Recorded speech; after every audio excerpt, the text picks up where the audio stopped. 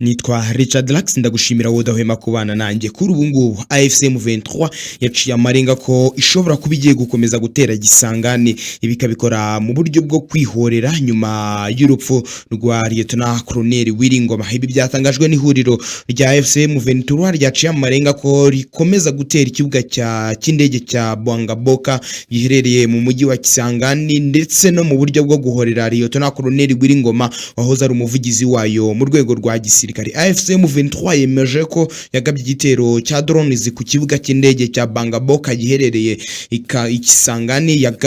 Iki gitero cyagabwe ku itariki ya mbere Werurwe 2026. Isobanura ko kandi yari igamije gusenya drones zari zigiye koherezwa gutera ibirindiro byayo ndetse no kwica abasivile.